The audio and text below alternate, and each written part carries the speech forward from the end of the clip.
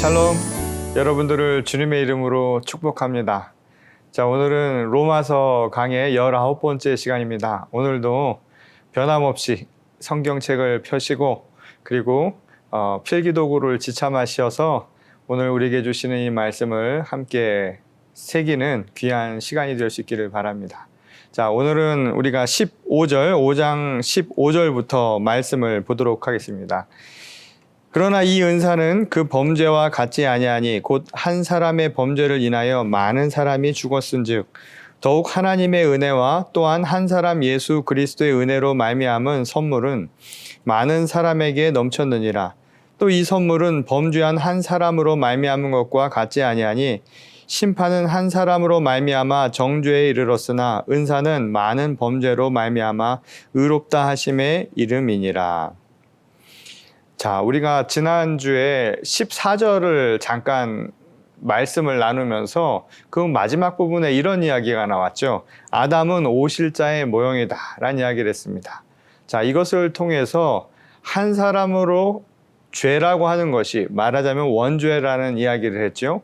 그것이 온 인류에게 나타난 것처럼 한 사람으로 인해서 모든 이들에게 그 구원의 축복이 이루어졌다. 우리를 의롭게 하는 일이 그 길이 열렸다라고 사도 바울은 고백한 바가 있습니다.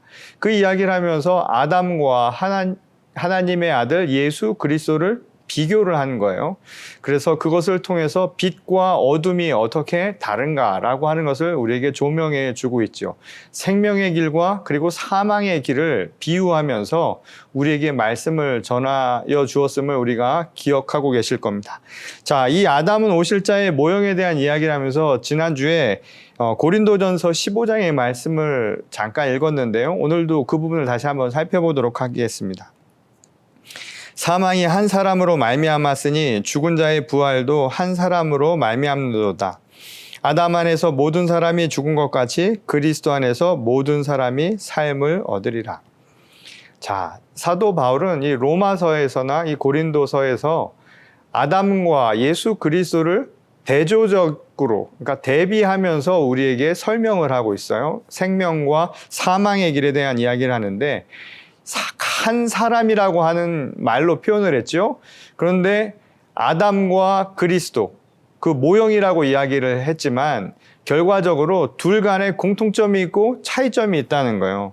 공통점, 같은 점은 뭐냐면 모두의 운명을 결정한다라는 점에서는 공통점이죠. 한 사람으로 인해서 모두가 죄를 얻게 된 것과 한 사람으로 인해서 모두가 구원을 얻게 된 것. 그러니까 모두를 대표하는 한 사람이라는 점에서는 같다는 거예요. 그러나 큰 차이가 있죠. 말하자면 아담은 한 사람으로 인해서 모든 이들을 죽음으로 이끈 이 죄의 원형이 된 사람이었고, 반면에 다른 하나 곧 그리스도는 모두를 생명으로 이끈 구세주였다라고 하는 것이 바울의 이야기입니다. 말하자면 이런 것이죠. 그릇은 같은데 담는 내용이 완전히 다른 거예요. 우리가 이 은유적으로 표현을 하자면 그릇으로 생각해 보면 될 겁니다. 그러니까 그릇이라고 하는 게 한 사람이라고 하는 그 그릇은 같은데 결국 그 그릇에 담긴 내용이 완전히 다르다는 걸 우리에게 보여주고 있다는 거예요. 그리고 그 한편으로는 영향력이라는 범위에 있어서 전체를 대상으로 하고 있다는 점에서는 같지만 그것이 가지고 있는 질적인 차이는 너무나 크다는 것이죠. 생명과 사망이라고 하는 생사라고 하는 전혀 다른 질적인 차이를 보여준다라는 겁니다. 그래서 사도 바울은 이야기하는 거예요. 하나님의 그날에 심판이 이루어질 때 한 사람은 유죄 판결, 죄와 사망을 나타내고 다른 한 사람은 우리에게 무죄 판결, 말하자면 의롭다함을 얻게 하고 우리에게 영원한 생명의 길을 인도해 줄 것이다 라는 게 바울의 이야기였습니다. 결국 죄와 하나님이 우리에게 보내어 주신 예수 그리스도, 곧 하나님의 사랑의 확증이면서 하나님의 은총의 차이가 얼마나 큰가라고 하는 것을 사도 바울은 이렇게 비교하며 우리에게 설명하고 있었던 것이죠. 자, 계속해서 말씀을 보도록 하겠습니다. 17절부터 18절 말씀입니다. 한 사람의 범죄로 말미암아 사망이 그 한 사람을 통하여 왕노릇하였은즉 더욱 그 은혜와 의의 선물을 넘치게 받는 자들은 한 분 예수 그리스도를 통하여 생명 안에서 왕노릇하리로다. 그런즉 한 범죄로 많은 사람이 정죄에 이른 것 같이 한 의로운 행위로 말미암아 많은 사람이 의롭다 하심을 받아 생명에 이르러니라.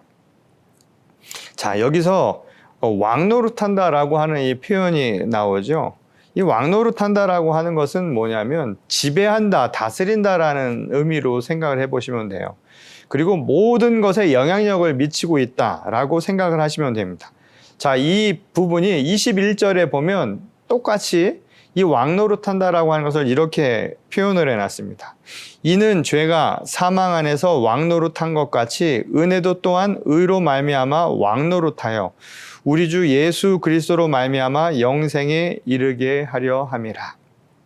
자, 이 부분에서는 어떻게 얘기하냐면 죄가 사망 안에서 왕노릇한다 이렇게 표현을 해놨어요. 이 말은 뭐냐면 죄가 사망을 이끈다라는 이야기죠. 결국 죄라고 하는 것이 이 사망을 나타내도록 하는 원인이 된다라는 것을 보여주는 말입니다. 그러니까 결국은 뭐냐면 죄가 있는 곳에 결국 사망이 나타나게 될 것이라는 것을 우리에게 강조해서 하는 말씀이었다는 거예요. 죄가 있는 곳에선 죄가 일어나면 사망이 반드시 일어날 수밖에 없다는 거예요. 그래서 죄가 사망 안에서 왕노릇하듯이 그렇게 모습이 표현될 수 있다는 게 사도 바울의 이야기였다는 거예요. 이 죄라고 하는 것은 아주 단순하죠. 하나님의 명, 하나님의 말씀, 하나님의 법을 어긴 게 바로 죄입니다. 그리고 그 결과는 우리에게 사망을 가져다 준다는 거예요. 그런데 그 이야기 속에 이런 의미가 담겨져 있죠. 다른 누가 우리를 죽음으로 이끈 것이 아니라 결국 그렇게 만든 것은 자기 자신이죠. 내가 선택해서 죄로 인해서 죄를 범함으로 인해서 결국 사망이 나타나는 거예요. 사망이 그냥 우리에게 온 것이 아니라 우리의 죄로 말미암아 사망이 일어났다라는 게 사도 바울의 이야기라는 거예요. 반대로 하나님의 은혜는 의로 왕노릇한다라고 이야기합니다. 이 하나님의 은혜는 결국 뭘까요? 그리스도 예수를 뜻하는 것이죠. 예수 그리스도로 말미암아서 우리가 의롭게 되었다라는 거예요. 예수님으로 인해서 죄인된 우리가 무죄 판결을 받을 수 있게 되었다는 거예요. 그 말은 십자가 사건을 통해서 우리에게 죄 사함을 허락하셨다. 보혈을 통해서 우리를 구원하셨다라는 말씀이 그 안에 담겨져 있는 것이죠. 그 결과가 뭐냐? 영원한 생명이라는 거예요. 그러니까 그리스도는 죄 때문에 죽을 수밖에 없었던 우리를 구원하신, 그래서 그것은 아무 값 없이 주어진 은혜였다라고 이야기를 한 겁니다. 우리가 아까 사망에 대한 이야기를 하면서 죄로 인해서 사망이 나타났다. 결국 죄는 인간이 범한 범죄니까 스스로 죽음의 길을 간 거라고 이야기할 수 있죠. 그런데 생명이라고 하는 것은 하나님의 은혜로 말미암아 온 거라고 이야기를 해요. 그러니까 내가 한 것이 아니라 하나님의 은혜로 말미암아 내가 구원을 얻게 될 수 있을 것이다 라는 게 사도 바울의 이야기인 겁니다. 근데 중요한 게 있어요. 근데 그 주어진 은혜는 특정한 사람들에게 주는 것이 아니라 모든 이들에게 주신 하나님의 보편적인 값없는 은혜, 선물이 되는 것이죠. 근데 문제는 그것을 받는 건 또 여전히 우리의 몫이라는 거예요. 은혜를 은혜로 받는 것, 그걸 우리는 믿음이라고 이야기하죠. 선물을 주었을 때 선물로 받을 수 있는 믿음이 없이는 불가능하다는 거예요. 제가 한번 예를 들어볼까요? 밝은 대낮에도 눈을 감고 있으면요, 어둠이죠. 그것은 자기가 눈을 감고 있는 그 선택으로 말미암아 생겨난 일이라는 거예요. 물론 극단적인 사례가 될 수 있을지는 모르겠지만 하나님의 은혜가 주어져도 내가 그것에 민감하지 않고요, 눈을 감고 있으면 블라인드 돼 있다고 하잖아요. 믿음이 없으면 그것은 아무 소용이 없다는 겁니다. 은혜를 받아들이는 믿음이 없이는 결국 죄로 인한 죽음의 길을 면할 길이 없다는 것을 사도 바울은 이렇게 표현을 했다는 거예요. 그리고 그것을 통해서 오늘 우리에게 다시 이야기를 하죠. 17, 18절에서 아담과 그리스도의 차이가 바로 거기서 나타난다는 거예요. 사도 바울은 이 죄 때문에 얻는 죽음이라고 하는 것이 지배하는 왕노릇하는 것과 또한 하나님이 우리에게 베푸신 은혜, 곧 예수 그리스도의 의로우심으로 인해서 나타나게 된 생명의 지배가 완전히 차이 난다라고 하는 것을 우리에게 보여주었던 것이죠. 자, 우리 말도 이 말을 좀 잘 이해할 수 있게 도움이 되는데요. 생명이라는 말, 이 한자어로 보면 생명이죠. 지금 보시는 것처럼. 근데 이 생명이라는 말은 결국 뭐냐면 명이 살아있다라는 거예요. 그러니까 명은 하나님의 말씀, 명령이고 법이고 질서를 의미하는 것이라고 할 수 있겠죠. 이거는 우리 동양 사상에서도 이 비슷한 이야기를 찾을 수 있는데요. 중용이라고 하는 옛날 중국 고서에 보면 이런 이야기가 나옵니다. 천명지 위성, 솔성지 위도. 이게 무슨 말이냐면 이 천명, 하늘의 명을 성이라고 부른다는 거예요. 그리고 성을 쫓아서 그대로 따르는 것을 도라고 부른다라는 이야기입니다. 이 하늘의 명을 그대로 따르는 게 성, 본성적인 거예요. 근데 그 성이라고 하는 것을 따라서 사는 삶이 뭐냐면 그게 도라는 거예요. 근데 제가 왜 이야기를 하냐면 이 성경에서도 예수께서 이렇게 표현하신 게 있어요. 요한복음 14장 6절에 보면 이런 말씀이 나오죠.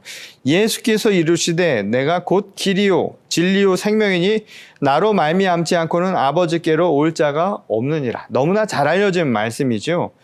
예수께서 나는 길이다. 도라고 하는 것은 뭐냐면 결국 솔성, 결국 하나님의 말씀을 따르기 때문이라는 거예요.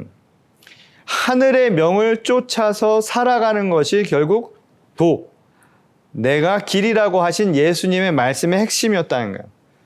그러니 믿음이라고 하는 것은 결국 무엇을 의미하냐면 하나님의 명을 지키는 거예요. 하나님의 명을 그대로 따라 살아가는 겁니다. 그리고 그것은 다른 말로 바꾸면 우리에게 길이요 진리요 생명이신 예수 그리스도가 가신 그 길을 우리도 따르는 삶이어야 한다는 거예요. 성경은 우리에게 이 이야기를 가르쳐 주죠. 하나님의 말씀, 율법을 지키며 살라고 이야기를 하잖아요. 신약에 오면 예수님은 나를 따르려거든. 결국 내가 간 길을 따르는 거예요. 예수 그리스도의 도를 따라 사는 삶을 살라는 것. 이게 바로 믿음의 삶이라고 이야기할 수 있다는 겁니다. 믿음을 그래서 사도 바울은 이렇게 두 가지로 표현을 할 수 있다라고 우리에게 가르쳐주고 있는 것이죠. 자, 마지막으로 19절을 보도록 하겠습니다. 한 사람이 순종하지 아니함으로 많은 사람이 죄인 된 것 같이 한 사람이 순종하심으로 많은 사람이 의인이 되리라. 자, 지금 이번에 아담과 또 그리스도를 비교하면서요. 불순종과 순종에 대한 이야기로 이야기를 하고 있죠. 결국 죄에 대한 것과 의에 대한 이야기를 하는 거예요. 죄와 의의 그 기준은 너무 분명하죠. 천명, 하늘의 명입니다. 하나님의 말씀. 그것을 따르느냐 안 따르느냐에 따라서 이렇게 달라진다는 거예요. 이 아담의 불순종은 이 창세기 3장에 보면 선악과 사건을 통해서 너무나 잘 알려져 있죠. 하나님의 명, 하나님이 하라는 명을 따르지 않은 거예요. 하나님의 명을 어긴 것은 결국 우리를 죽음으로 이끈다는 거예요. 죄가 사망의 왕노릇을 하듯이 그 죄로 인해서 우리를 결국은 사망으로 이끌게 만들 것이다 라는 겁니다. 창세기 2장 16절에서부터 17절에 보면 이를 보여주는 말씀이 나오죠.